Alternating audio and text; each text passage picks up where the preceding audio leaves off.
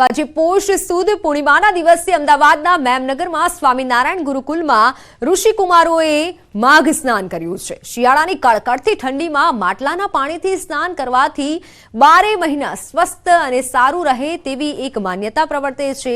ત્યારે પોષી પૂર્ણિમાથી માઘ સ્નાન માટે ઉત્તમ માનવામાં આવે છે। પોષી પૂર્ણિમાથી લઈને માસની પૂર્ણિમા સુધી 1 મહિનો વહેલી સવારે ઠંડા પાણીથી સ્નાન કરાશે। હવે આખો મહિનો સવારે 5 થી 5:30 દરમિયાન માઘ સ્નાન થશે। દર વર્ષે સ્વામિનારાયણ ગુરુકુલના વિદ્યાર્થીઓ અને દર્શનમ સંસ્કૃત મહાવિદ્યાલયના ઋષિકુમારો અને સંતો ગરમ પાણીની વ્યવસ્થા હોવા છતાં સ્વૈચ્છિક રીતે માઘ સ્નાન કરે છે।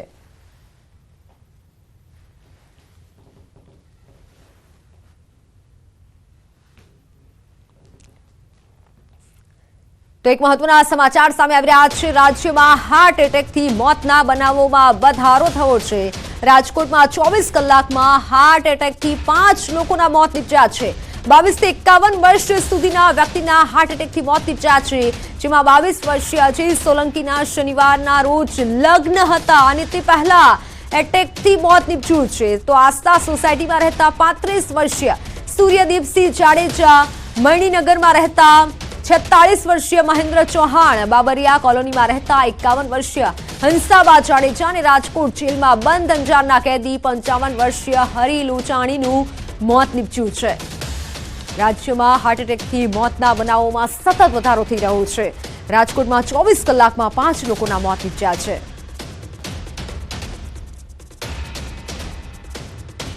તો દિલ્હીમાં યોજાનાર પ્રજાસત્તાક પર્વની રાષ્ટ્રીય પરેડમાં ગુજરાતનો ટેબલો બનશે આકર્ષણનું કેન્દ્ર। ગુજરાતના સરહદી પ્રવાસનની વૈશ્વિક ઓળખ સમાન ધોરડોનો ટેબલો પરેડમાં રજૂ કરાશે। આ ટેબલોમાં ધોરડોના ભૂંગા તરીકે ઓળખાતા ઘર, સ્થાનિક હસ્તકલા અને રોગાન કલા, રણોત્સવ, ટેન્ટ સિટી, યુનેસ્કોએ તાજેતરમાં જાહેર કરેલા ગુજરાતના અમૃત સાંસ્કૃતિક વારસા સમા ગરબાનો સમાવેશ કરવામાં આવ્યો છે। આ ટેબલો થકી વિકસિત ભારતની પરિકલ્પનાને મૂર્તિમંત કરતા દેશ અને રાજ્યના સરહદી પ્રવાસનને દર્શાવવાનો પ્રયાસ કરાયો છે।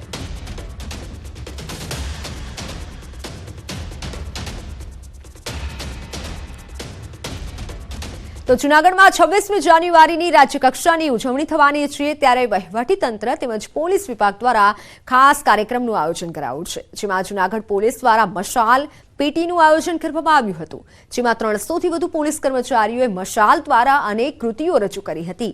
26 જાન્યુઆરીથી લઈને શહેરની વિવેકાનંદ સ્કૂલમાં પોલીસ દ્વારા કાર્યક્રમો કરવામાં આવ્યા છે, જેમાં મહિલા સશક્તિકરણ, મલખમ, બાઇક પર અલગ અલગ સ્ટન્ટ જેવા અનેક કાર્યક્રમો રજૂ કરવામાં આવ્યા હતા। ખાસ તો મશાલ પેટી દ્વારા ગુજરાત પોલીસ જય શ્રી રામ ફિટ ઇન્ડિયા આપણું જૂનાગઢ ગિરનારની મશાલ દ્વારા કૃતિઓ રજૂ કરવામાં આવી હતી। આ કાર્યક્રમમાં લોક સાહિત્યકાર રાજપા ગઢવીએ ડાયરો કરી દેશ પ્રેમનો નશો કરે તેવી લાગણી વ્યક્ત કરી હતી।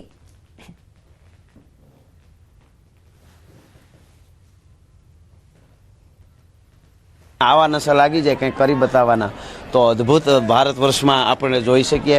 એમ જે આપણે કહીએ ને કે રામ આવ્યા આમાં, એમ ખરેખર ગુજરાત અને જૂનાગઢ પોલીસમાં એવા રામ આવ્યા કે યુવાધન જાગશે। હવે એને ખબર પડશે કે નશો કરવો હોય તો આવો કરી બતાવી કોકને કે આપણા યુવાધન દીકરી દીકરાઓ શું કરી શકે। પ્રજા નજીક આવે અને આ આયોજનમાં અલગ અલગ ફિટ ઇન્ડિયાની મુવમેન્ટ સાથે સાથે નો ડ્રગ્સની થીમ અને લોકલ ગિરનાર અને ગુજરાત પોલીસના આ સમગ્ર કાર્યક્રમમાં એક અલગ પ્રકારે રજૂઆત થાય અને આગામી આ બંને કાર્યક્રમ છે 26મી જાન્યુઆરીના સારી રીતે થાય આ પ્રકારે આજે મશાલ પેટીનું અહીંયા જૂનાગઢ ખાતે આયોજન કરવામાં આવેલું હતું। તો વાત દ્વારકાની। દ્વારકા જિલ્લાના કેશોદ ગામના મહિલા સરપંચને દિલ્હી ખાતે પ્રજાસત્તાક પર્વની ઉજવણીમાં સ્પેશિયલ ગેસ્ટ તરીકે આમંત્રિત કરાયા છે। મહિલા સરપંચ રંજનબેન આહિરને ભારત સરકારના સ્વચ્છ ભારત અભિયાન મિશનમાં ઉત્કૃષ્ટ કામગીરી કરવા બદલ આમંત્રિત કરવામાં આવ્યા છે। પ્રજાસત્તાક દિવસ 2024ની ઉજવણી નિમિત્તે કર્તવ્ય પથ નવી દિલ્હી ખાતે પરેડના કાર્યક્રમમાં સ્પેશિયલ ગેસ્ટ તરીકે આમંત્રિત કરાયા છે અને તેઓ દિલ્હી ખાતે જવા રવાના પણ થયા હતા। કેશોદ ગામના આગેવાનો તેમજ ગ્રામ્યજનોએ ફૂલહાર તેમજ મીઠાઈ ખવડાવી સન્માનિત કર્યા હતા।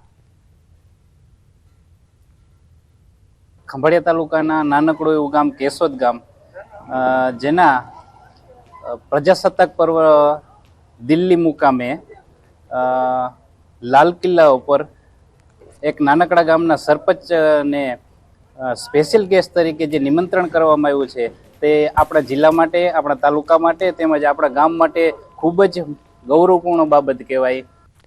તો હાલ સમાચારોમાં સમય થયો છે વિરામનો.